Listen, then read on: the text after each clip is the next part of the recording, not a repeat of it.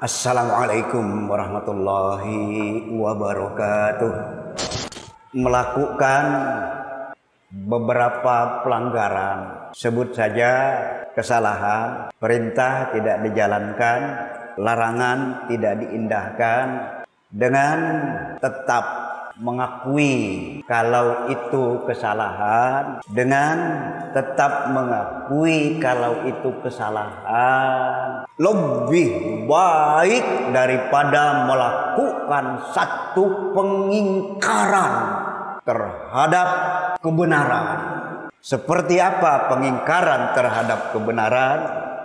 Larangan yang jelas-jelas larangan, tapi tidak diyakini kalau itu larangan, adalah pengingkaran.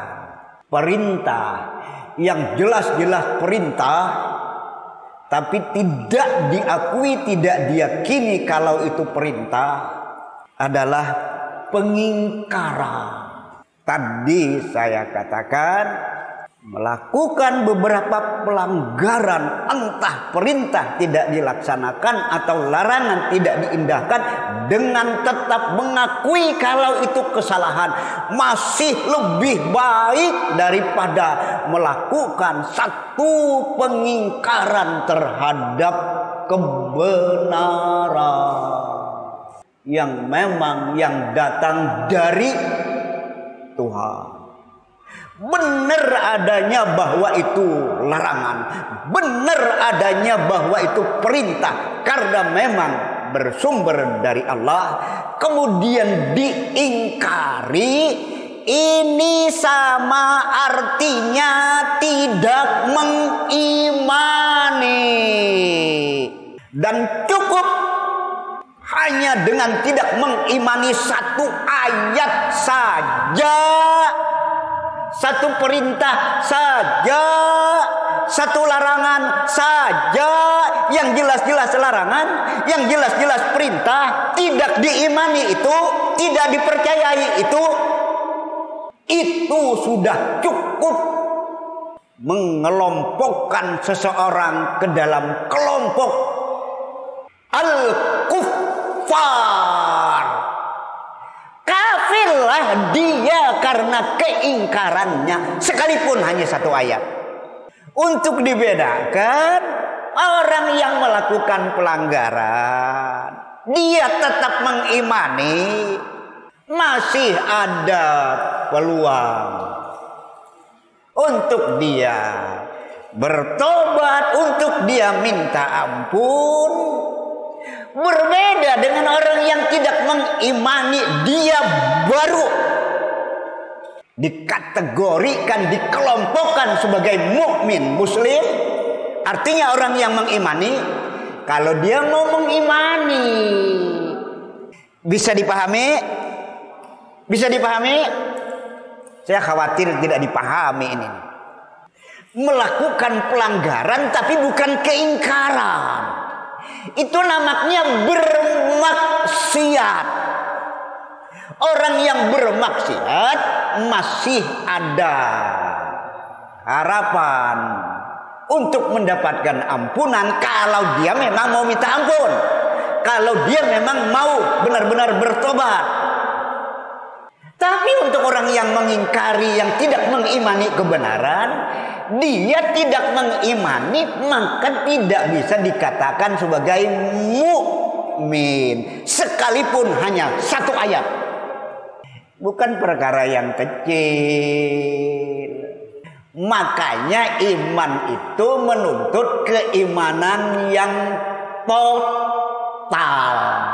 Makanya iman itu menghendaki keimanan yang memang benar-benar sepenuh hati, soal hatinya, dan kemudian mengimani pula seluruh yang memang datang, yang memang bersumber dari Allah dan Rasulnya. Tidak bisa mengimani sebahagian, menolak sebahagian yang lainnya. Afatu'minuna bi ba'dil kitab wa takfuruna bi ba'd fama jazaa'u may yaf'alu dzalika minkum illa khizyun fil hayatid dunya wa yaumal qiyamati yuradduna ila asyaddil azab wa mallahu bighafilin amma ya'malun. Lihat apa kata Allah. Apakah mereka mengimani sebahagian dan tidak mengimani sebahagian yang lainnya? Sungguh tidak ada orang yang berpendirian seperti itu, melainkan kehinaanlah di dalam kehidupannya di dunia, dan di akhirat kelak akan dikembalikan kepada siksa yang sepedih-pedihnya. Dan Allah tidak pernah lupa mencatat apa-apa yang mereka kerjakan. Majelis yang dimuliakan oleh Allah, kalau kita katakan sudah eranya ya memang iya juga. Eranya apa? Kayaknya terlalu banyak orang pinter kayaknya yang bukan ranahnya ikut juga masuk ke yang bukan ranahnya, yang tidak membidangi agama bicara agama, ya sehingga potensi kemudian salah memahami, salah memilih sesuatu, salah mengatakan sesuatu, cukup beralasan, cukup besar meyakini sesuatu. Saya yakin ini yang benar, saya yakin ini yang salah. Memang dituntut kita untuk justru meyakini yang benar itu benar, yang salah itu salah. Kita dituntut itu. Tapi keyakinan kita bukan dibangun atas dugaan, bukan dibangun atas sangkaan kita, bukan dibangun atas kira-kiraan kita, tapi benar-benar dibangun, ditegakkan di atas hujjah sahihah, hujjah balighah. Benar-benar di atas alasan yang memang benar-benar tidak terbantahkan. Apa yang dimaksud dengan alasan tidak terbantahkan? Begitu kita berbicara benar salah, kita tidak pernah bisa meninggalkan sumber utama dari benar salah itu sendiri. Begitu kita bicara benar salah, kita tidak pernah boleh mengingkari nalar kita yang sehat. Buang ego, buang asabiah, buang tradisi-tradisi yang tidak beralasan, yang tidak sejalan dengan firman dan sabda. Jangan ditinggalkan nurani, jangan diabaikan fitrah. Begitu hendaknya kalau kita berbicara benar salah. Masih harus dilengkapi lagi, kita tidak boleh menutup mata melihat realita yang ada, realitas yang objektif yang sudah memang pernah kita bahas, bukan realitas yang dipalsukan, bukan. Karena sekian banyak realitas, tapi justru yang dipalsukan, bukan realitas yang memang objektif, rasional, tapi dipalsukan. Masih ingat apa yang saya contohkan mungkin setengah bulan atau 3 minggu yang lalu, atau mungkin sebulan yang lalu? Orang siap dilindes L300 bermuatan lagi dengan sesumbar mengatakan pokoknya aman, pokoknya pasti tidak akan cedera apa-apa. Nanti faktanya memang tidak cedera apa-apa, nanti faktanya memang aman, Tapi tidak jarang juga akhirnya mampus. Karena itu adalah realitas yang dipalsukan. Masih banyak kejadian-kejadian yang lainnya. Masih banyak realitas-realitas yang lainnya yang sebenarnya dipalsukan. Cuman umat ini ya juga cukup banyak yang awam. Yang dilihat hanya fakta, tapi fakta yang justru dipalsukan. Yang dilihatnya realita, tapi realita yang justru dipalsukan. Majelis yang dimuliakan oleh Allah, begitu kalau kita berbicara benar salah. Nanti memang juga masih ada celahnya. Masih ada celahnya untuk kemudian kita juga salah. Sama-sama menggunakan dalil Qur'ani maupun dalil Nabawi. Untuk dalil Nabawi, jaminan kebenaran itu akan didapatkan manakala dalil Nabawinya sahih. Itu rumusnya. Kalau dalil Nabawinya tidak sahih, kita tidak membahas nanti martabat-martabat hadis-hadis dalam kesempatan ini, ya. Tapi kalau jelas-jelas dalilnya maudhu' diada-ada, pasti justru tidak akan didapat kebenaran. Kalau dia masih dhaif, nanti didukung oleh banyak dalil yang memang senada, nanti bisa jadi justru ada kebolehan menggunakan dalil yang dhaif, tapi tidak untuk difatwakan, hanya untuk amalan-amalan orang perorangan. Ada yang memang membolehkan seperti itu. Majelis yang dimuliakan oleh Allah, sama dalilnya ayat Qur'annya. Nah, kalau ayat Quran kan tidak ada yang boleh mengingkari. Begitu ayat Quran. Tapi masih ada celah untuk kemudian menghasilkan sesuatu yang salah. Sama ayatnya, tapi memahaminya yang keliru. Lihat, memahami keliru sama ayat, ya pastilah juga tidak akan menghasilkan kebenaran. Atau sama ayatnya, tapi keliru menempatkan. Majelis yang dimuliakan oleh Allah, kita memang tidak boleh sesumbar bahwa kita yang ada di pihak yang selalu benar, tentu tidak boleh itu. Tapi bagaimanapun, sekali lagi saya harus mengatakan bahwa mengklaim kebenaran itu bukan sebatas klaim, tapi benar-benar bisa kita buktikan dengan hujah, dengan alasan, dengan argumen. Makanya untuk kebenaran itu harus memang diperbincangkan, silahkan permasalahkan. Oh, ini tidak benar karena alasannya ini. Silahkan itu, sehingga kebenaran itu akan teruji. Jangan diam-diam dengan pendapat sendiri ya kemudian dilontarkan ke publik. Ini berisiko yang semacam ini. Majelis yang dimuliakan oleh Allah, ya. Belakangan ada pihak-pihak, ya saya katakan ya memang ya tidak cerdas. Saya katakan memang tidak bisa memahami nas-nas itu sebagaimana mestinya.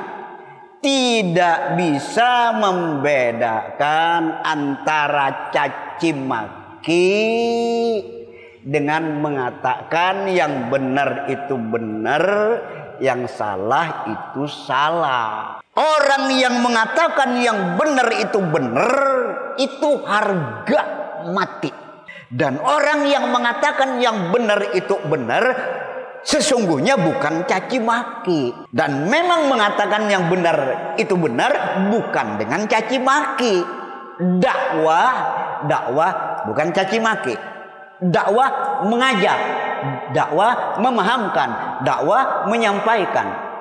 Sungguh bukan caci maki. Makanya memang caci maki tidak dapat tempat di dalam dakwah, di dalam kita menyampaikan kebenaran. Iya, ini ada ayat nih. Saya harus membaca ayat ini. Yang mau membuka di HP atau yang mau membuka Quran silahkan juga dibuka. Surah 6 berarti Al-An'am ya, ayat 100 ya. Bagusnya memang dimulai dari 106 nanti sampai 108. Ya, saya baca. A'udzubillahi minasyaitonirrajim. Ittabi' ma uhiya ilaika mir rabbik la ilaha illahu wa a'rid 'anil musyrikin. Walau sya'allah ma asyraku wa ma ja'alnaka 'alaihim hafidha wa ma anta 'alaihim biwakil. Wala tasubbul ladzina yad'una min dunillah fayasubbullahu adwan bighairi ilmin kadzalika zayyana likulli ummatin amalahum tsumma ila rabbihim marji'uhum fayunabbi'uhum bima kanu ya'malun. Yang saya terjemahkan coba di ayat yang terakhir, janganlah mencaci maki, wala tasubbul ladzina yad'una min dunillah, janganlah kalian mencaci maki orang-orang yang menyekutukan Allah, orang-orang yang menyeru selain Allah. Sehingga dengan cacian dan makian kalian, justru tanpa kalian sadari kalian juga mencaci Allah, menyatakan permusuhan kepada Allah tanpa ilmu. Begitulah Allah memang menghiasi setiap umat, setiap golongan, setiap kelompok. Amal-amal mereka dipandang baik oleh mereka. Kemudian kepada Rabb mereka lah, kepada Tuhan mereka lah, kelak mereka akan dikembalikan dan akan diberitahu apa-apa yang mereka lakukan. Ayatnya memang jelas, jangan mencaci maki orang-orang yang menyeru selain Allah, berarti orang-orang yang musyrik ya, jangan dicaci maki ya. Sekutu-sekutu yang mereka jadikan ya selain Allah, yang kemudian mereka seru, jangan juga dicaci maki. Itu yang ditegaskan oleh Allah di ayat ini. Kemudian ayat ini digunakan, kemudian ayat ini dijadikan dalil bahwa kita tidak punya hak untuk nanti menyalahkan orang-orang musyrik, menyalahkan orang-orang yang beda keyakinan, menyalahkan orang-orang yang justru tidak mengakui kalau Allah sebagai satu-satunya ilah. Kalau ini yang terjadi, maka ini kesalahan yang memang tidak pernah bisa ditolerir. Al-Quran tidak mengarahkan ke situ, tidak, sama sekali tidak ke situ. Jadi bermulanya dari keterbelahan umat ya, dalam mengambil sikap atas caci maki yang dilakukan oleh Emmanuel Macron, presiden Prancis. Caci maki terhadap Islam, penistaan terhadap Rasulullah. Jadi memang manusia punya kecenderungan. Kalau dicaci maki nanti akan membalas mencaci maki. Kecenderungan itu ada. Gimana kira-kira kalau kita balas mencaci maki karena memang kita dicaci maki? Kayaknya memang berbeda lah ya dengan kita yang memang mendahului mencaci maki ya, berbeda lah. Iya, qatilul ladzina yuqatilunakum, lihat, perangilah orang yang memerangi kalian ya. Saya mencoba pendekatannya menganalogikan ya ayat ini ya, orang yang memang memerangi kita tidak boleh tinggal diam. Perangilah orang yang memerangi kalian. Adil kan? Adil kan? Lah sekarang orang yang mencaci maki kita habis-habisan. Iya, kita tinggal diam, kita santun. Wah, enggak masuk, enggak mempan. Enggak apa-apa kami dicaci maki. Yang penting kami ada dalam kebenaran. Oh, jadi lahan kita, jadi garapan kita. Iya, ya. Pendapat saya seperti itu. Tapi hukum asalnya memang kita tidak dibenarkan mencaci maki. Nah, jadi bermula dari kasus itulah makian dan nistaan yang dilemparkan oleh orang nomor 1 Perancis ya terhadap Islam dan umatnya, bahkan terhadap Nabi kita. Akhirnya umat ini terbelah. Iya, terbanyak saya menduga justru yang memilih bersepakat memboikot produk-produk Prancis. Iya, dimulai dari yang bisa lah. Ya, kalau justru produk yang bernilai mahal ya kita untuk beli aja ya memang tidak bisa kan. Iya, dimulai dari yang murah-murah, yang sederhana lah. Minumannya jenisnya Aqua, ditambah satu lagi apa tuh? Tahu nggak? Yang lisensinya Prancis. Ya, Fit katanya ya. Ya, Fit ya. Nah, kalau hal yang begitu itu masa kita tidak bisa. Tapi ternyata ada kelompok yang cukup besar di negeri ini. Kami tidak ikut-ikutan ajakan untuk boikot. Iya, kami tidak ikut-ikutan ajakan untuk boikot. Wah, ya inilah ya memang umat ini ya. Coba lihat ya keterbelahannya. Ya coba lihat. Dan ini kelompok yang cukup besar. Maka Ustadz dengan percaya diri dia ceramah. Dia ceramah. Ini ada, saya dapat kiriman menggunakan ayat ini. Perancis itu baik. Perancis itu tidak memusuhi Islam. Yang dimusuhi adalah kelompok yang radikal. Ustadz latah berbicara radikal juga dialamatkan ke umat Islam. Nah, coba lihat. Yang dimusuhi oleh Perancis adalah justru kelompok garis keras. Lah, bisa-bisanya Ustadz begitu. Iya. Perancis itu baik, dia tidak akan ngapa-ngapain terhadap kelompok Islam yang memang kaya kebanyakan orang. Ya kayak kelompok mereka lah. Nah, coba lihat, ini kan sudah memecah belah umat, dan ini sudah justru dia menguatkan apa yang dikatakan oleh musuh-musuh Islam, bahwa di dalam masyarakat Muslim ada kelompok yang radikal, ada aliran garis keras. Lah, kok Ustadz mengatakan yang seperti itu? Nah, akhirnya dia membawa dalil ini. Ya, sehingga janganlah kita ya mengutuk Perancis, janganlah kita memaki-maki Perancis. Mereka baik kok, tidak bermasalah dengan umat Islam kok. Ya, selama umat Islam bukan kelompok garis keras, selama umat Islam bukan aliran radikal. Astagfirullahalazim. Ya inilah yang memang satu pendirian yang justru menggunakan dalil, menggunakan ayat, tapi keliru. Baru saya kaitkan dengan ayat sebelumnya, ayat 106.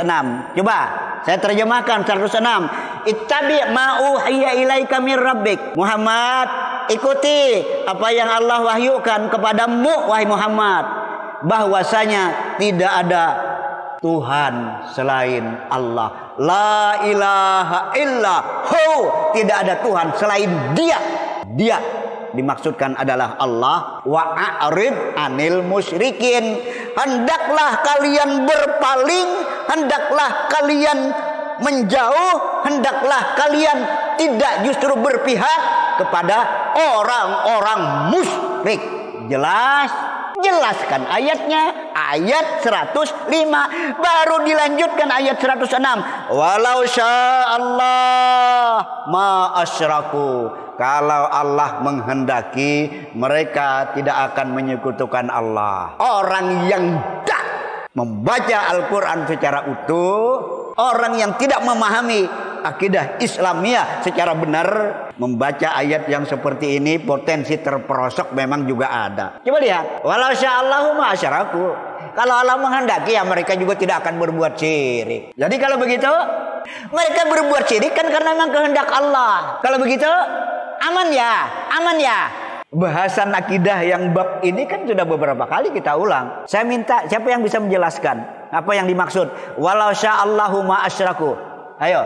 Orang ada yang bertanya ke saya, Ustadz, yang sudah Ustadz bina itu berapa orang?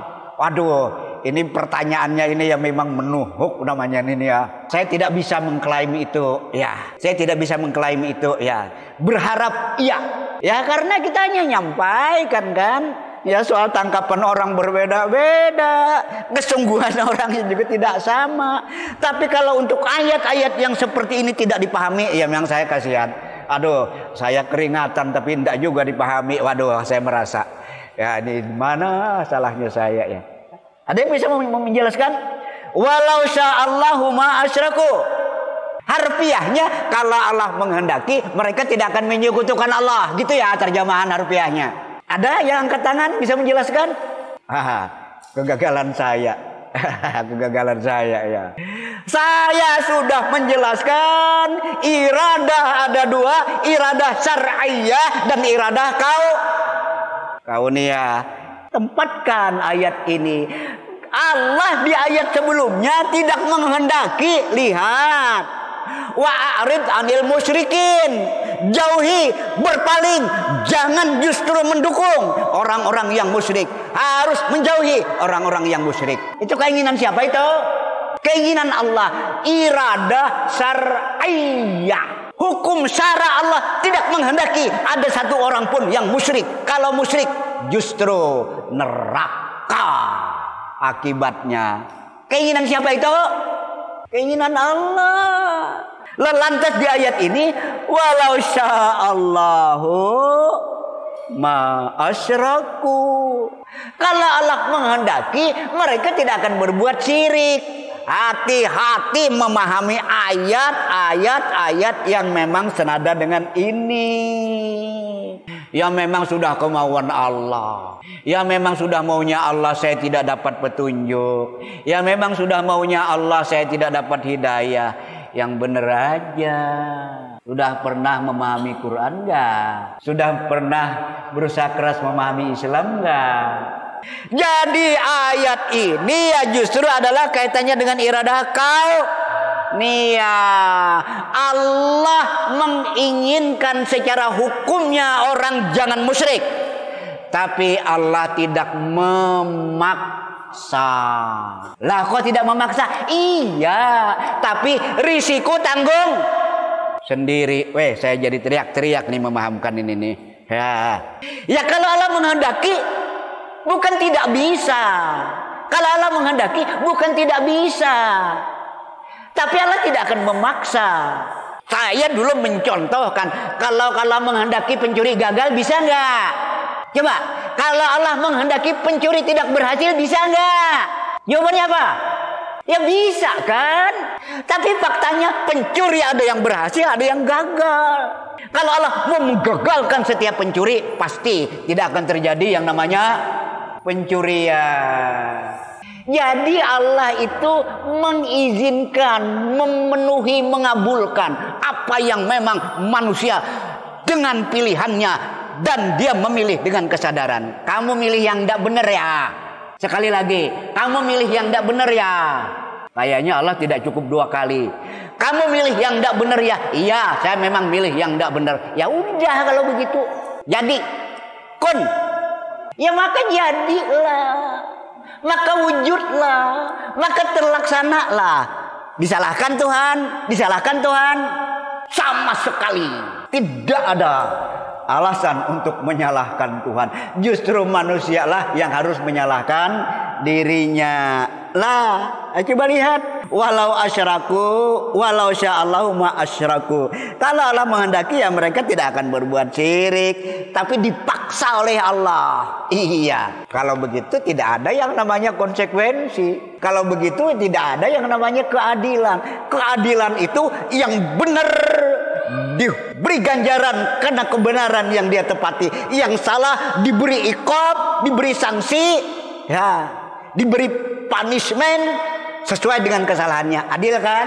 Adil kan? Makanya agama ini ya kalau tidak dipahami memang tidak karu-karuan. Nah, Jadi menggunakan ayat ini si Ustadz tadi kelihatan tenang banget ceramahnya, keliru besar.